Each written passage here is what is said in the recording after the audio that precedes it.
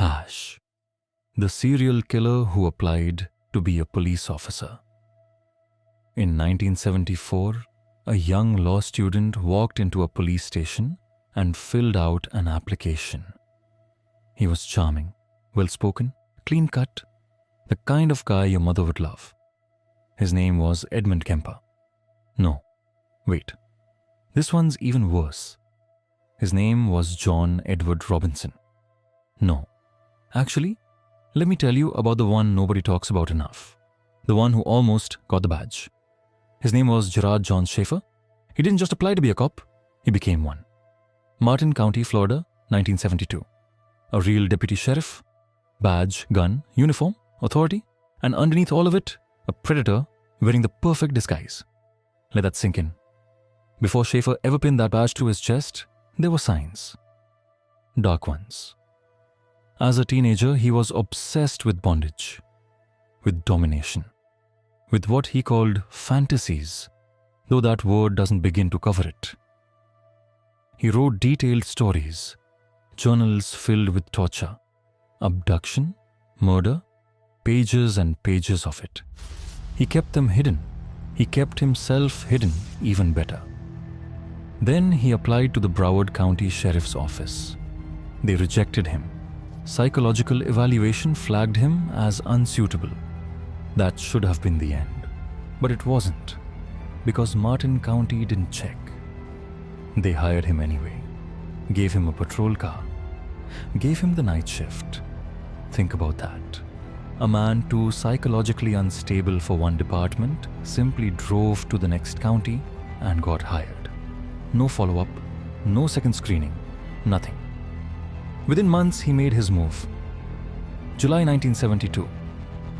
Schaefer was actually on duty, when he picked up two teenage girls, hitchhikers, Nancy Trotter and Pamela Sue Wells. He told them hitchhiking was illegal, said he'd drive them home instead. They trusted him. Of course they did. He was a cop. He didn't take them home. He drove them deep into a remote wooded area called Hutchinson Island. He gagged them, bound them, tied them to trees. Then he told them he'd be back, and he left because he had to finish his shift. Let me say that again. He went back to work, answered calls, drove his patrol car. All while two girls were tied up in the woods waiting to die. But here's where it turned. The girls escaped. They managed to free themselves and flagged down a passing car. When the story reached the sheriff's office, Schaefer was arrested by his own colleagues. He claimed it was a scare tactic to teach the girls about the dangers of hitchhiking. He was fired, charged with assault, got a slap, just a single year in jail. And here's the thing. That wasn't even close to the worst of it, because while investigators dug deeper, they found something horrifying. Schaefer's home was a museum of evil. Jewelry, clothing, teeth, driver's licenses belonging to women who had vanished, some of them years earlier. Personal items from victims no one had even connected yet. Susan Place, Georgia Jessup, both 17. They disappeared in September 1972, right after Schaefer bonded out of jail from the first charges. Their remains were found in shallow graves, tortured, mutilated. The evidence pointed directly to Schaefer.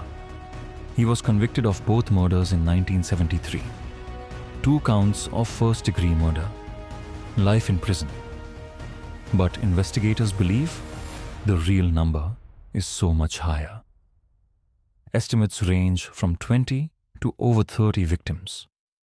Some researchers have even tried to link him to unsolved disappearances stretching across a decade. Women who vanished along Florida highways, girls who were never found. Schaefer himself bragged about it in prison.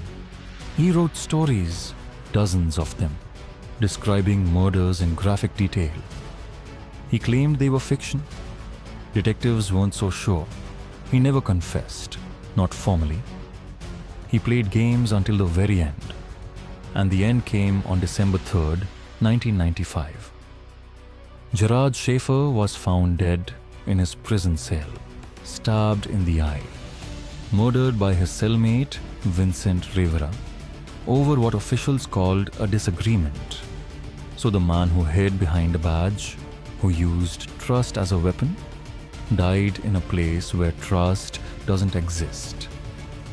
But here's the part that still haunts investigators. They never identified all the jewelry found in his home. Which means somewhere out there are families who never got answers. Women whose names we may never know. Victims of a killer who once swore an oath to protect them.